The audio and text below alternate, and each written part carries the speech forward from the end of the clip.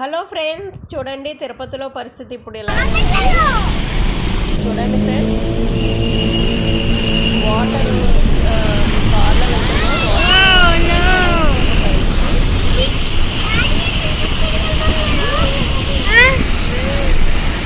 Water అట్లా ఏమీ తగ్గలేదు. చూడండి ఫ్రెండ్స్,